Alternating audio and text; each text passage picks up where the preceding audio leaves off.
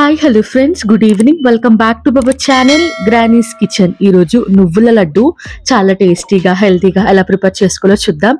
ఎక్కువ టైం కూడా ఏం పట్టదండి, అరగంటలో మనం ఈ లడ్డూలు ప్రిపేర్ చేసుకోవచ్చు. చిన్నపిల్లల నుంచి పెద్దవాళ్ళ వరకు హ్యాపీగా ఎంజాయ్ చేయొచ్చు. ఎక్కువ ఇంగ్రీడియంట్స్ కూడా పట్టవన్నమాట. డెఫినెట్గా ట్రై చేయండి.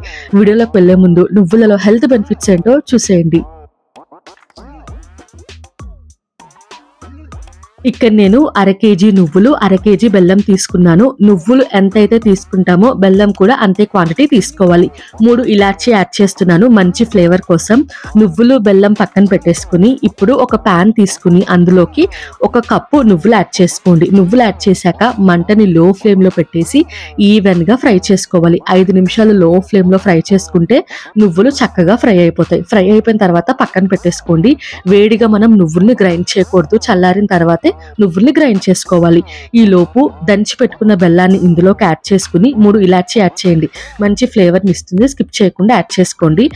అట్లాగే చిటికెడు ఉప్పుని యాడ్ చేసుకోండి. ఏ స్వీట్ రెసిపీస్ లోనైనా కొద్దిగా ఉప్పు యాడ్ చేసుకుంటే టేస్ట్ బాగుంటుంది.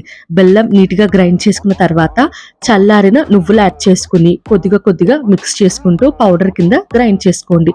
ఒకసారి కాకపోయినా 2 పార్ట్స్ కింద గ్రైండ్ చేసుకుని ఒక బౌల్లోకి యాడ్ చేసుకోండి. నేనైతే 2 పార్ట్స్ కింద గ్రైండ్ చేసుకుని బౌల్లోకి యాడ్ చేసుకుంటున్నాను.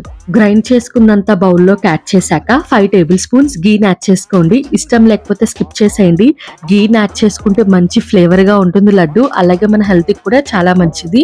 నెయ్యి అంతా పిండిలో బాగా మిక్స్ అయ్యేంత వరకు మిక్స్ చేసుకుని ఇంకా ఉండల్లాగా చుట్టేసుకోవడమే.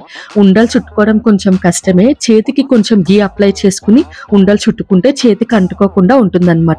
ఉండలు చుట్టుకున్నవన్నీ ఒక బాక్స్ లోకి పెట్టుకుని స్టోర్ చేసుకుంటే 10 days పాటు ఫ్రెష్ గా ఉంటాయి. రోజుకు ఒక లడ్డు తింటే మంచి ఐరన్, ఫైబర్, కాల్షియం అన్ని మన బాడీకి అందుతాయి అన్నమాట.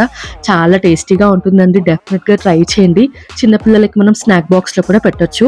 ఈ రెసిపీ మీకు నచ్చింది అనుకుంటున్నాను. ఇటువంటి మంచి వీడియోస్ కోసం నా ఛానల్ ని లైక్ చేయండి, షేర్ చేయండి, సబ్స్క్రైబ్ చేసి పక్కన బెల్ ఐకాన్ ని ప్రెస్ చేయండి.